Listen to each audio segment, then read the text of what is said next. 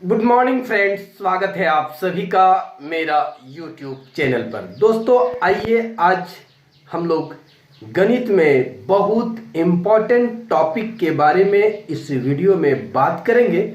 इसलिए वीडियो को दोस्तों अंत तक जरूर देखिएगा।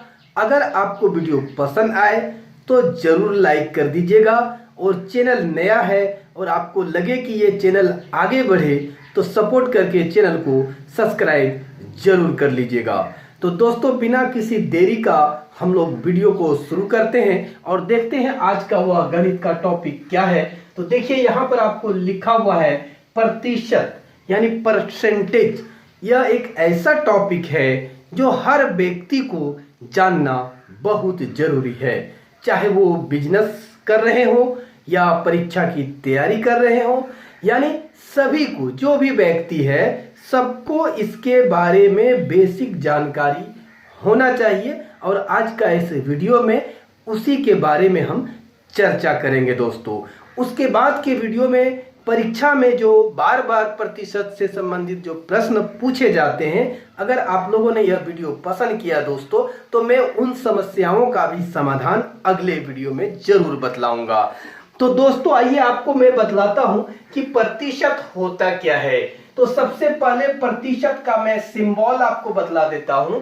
प्रतिशत का जो प्रतीक होता है, देखिए प्रतिशत का संकेत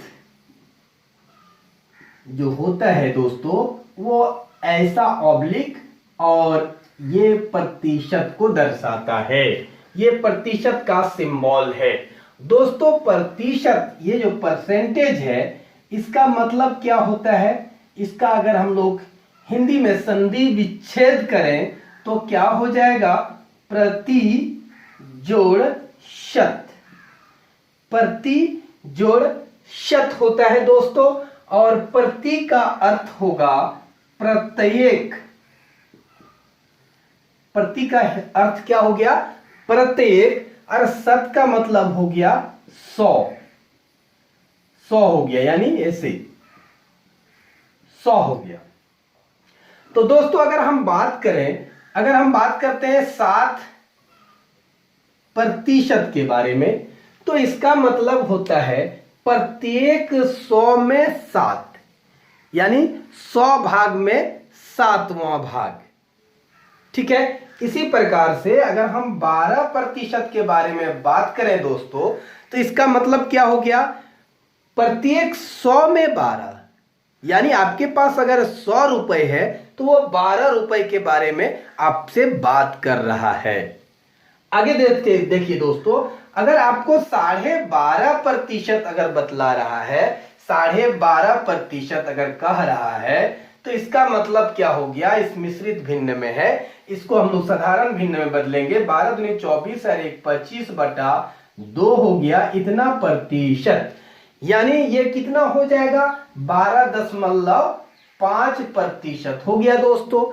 यानी ये कह रहा है, इसका मतलब ये हो रहा है प्रत्येक 100 में 12.5, यानी अगर 100 रुपया आपके पास है तो ये बात कर रहा है इसके हिसाब से 12.5% के बारे में।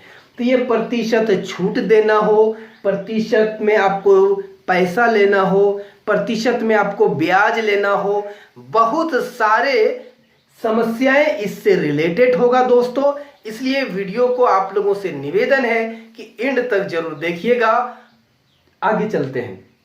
तो दोस्तों अब इससे रिलेटेड हम कुछ समस्या के बारे में आपसे हम बात करते हैं। देखिए पहला प्रश्न हम ले लेते हैं कि हम सबसे पहली बात हम ले लेते हैं 200 रुपए का 5%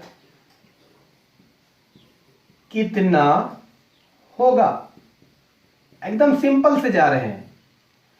200 रुपए का 5% हमारा कितना होगा। तो दोस्तों अभी हमने बतलाया कि ये 200 रुपए है, तो 200 रुपए को यहां पर लिख दीजिए, है ना। का मतलब होता है गुना, और ये हो गया 5%। यही आपको निकालने के लिए कह रहा है दोस्तों। तो हमको करना क्या है, तो देखिए क्या करना है मैं बतलाता हूं आपको कि यहाँ पर आपका 200 है दोस्तों, 200 हो गया, का मतलब गुना हुआ, और हमने क्या बतलाया था 5% मतलब बट्टा में क्या होता है 100 होता है, यानी 100 में से 5 रुपए।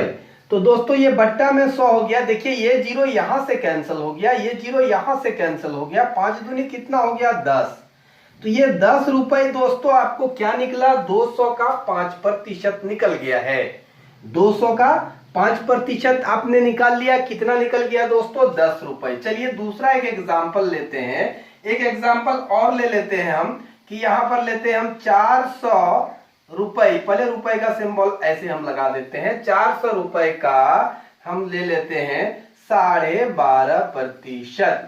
400 रुपए का 12.5% कितना होगा।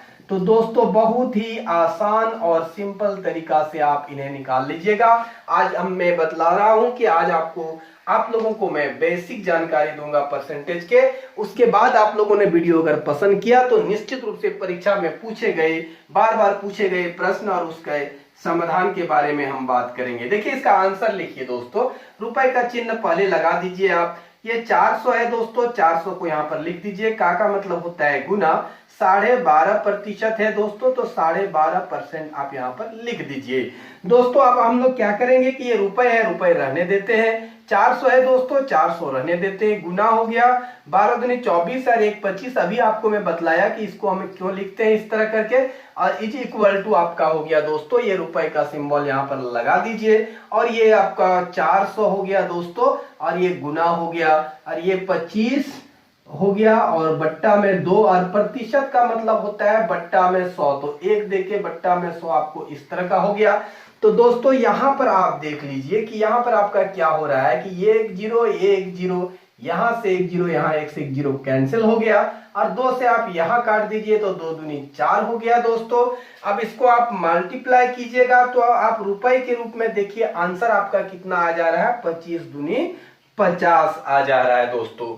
तो ये आपका इसका आंसर हो गया। देखिए कुछ समस्याएं और लेते हैं एग्जाम्पल के रूप में हम लोग, और उसका हल को हम लोग देखते हैं, राइट। चलिए थोड़ा सा अगली समस्या देखते हैं हम लोग, कुछ और एग्जाम्पल ले लेते हैं और उसका हल आप लोगों को हम बतलाते हैं। देखिए अगली समस्या लेते हैं एक और।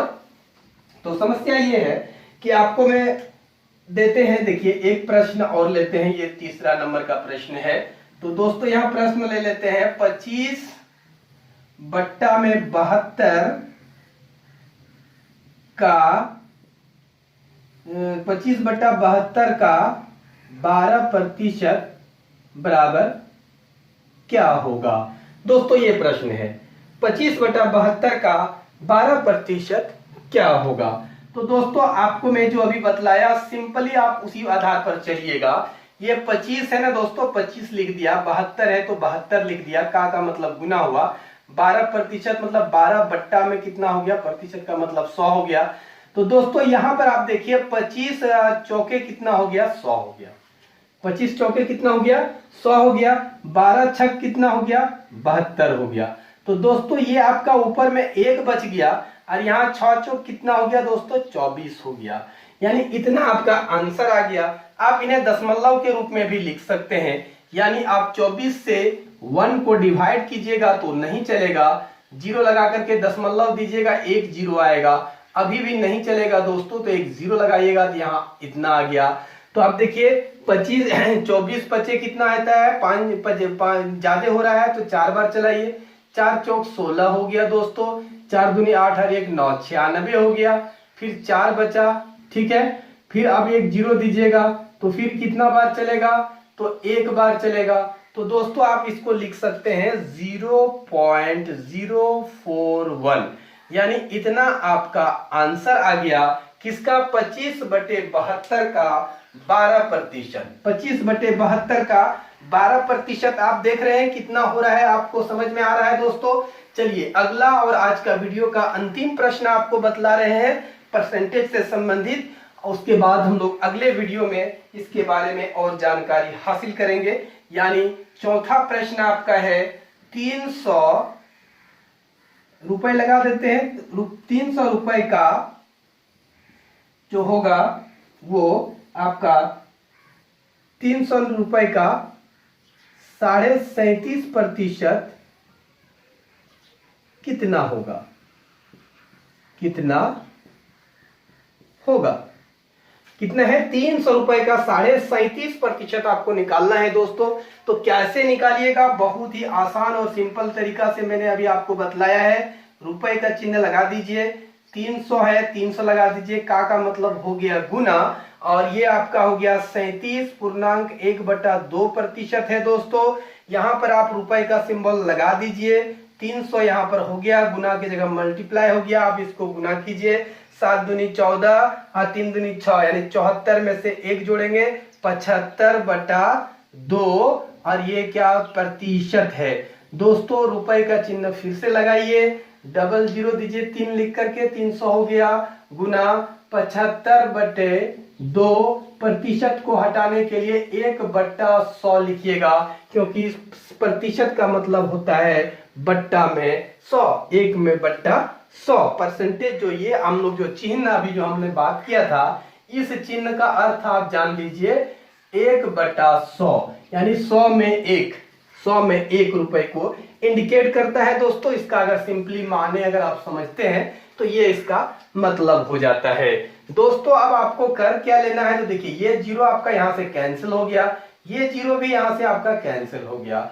अब आगे आपका कितना रिजल्ट आएगा? तो देखिए, 75 को 3 बार से गुना कीजिए, 5 या 15 हो गया, हासिल रह गया 1, 7 या 21 सारे कितना हो गया दोस्तों? 22, और बट्टा में हो गया 2, रुपए का चिन्ह आपका पहले लग जाएगा, राइट। अब आप इसको डिवीजन कीजिएगा दोस्तों, तो कितना आ जाएगा? 112.5, और रुपए का चिन्ह आप पहले लगा दीजिए, यानी आपका आंसर कितना हो गया? 112.5 रुपए। किसका उत्तर हो गया दोस्तों? 300 का 37.5%। तो दोस्तों, वीडियो कैसा लगा अपना कमेंट सेक्शन पर कमेंट जरूर लिखिएगा, क्योंकि आपका कमेंट मेरे लिए बहुत मायने रखता है दोस्तों इस चैनल में काम करने के लिए। तो कमेंट जरूर कीजिएगा।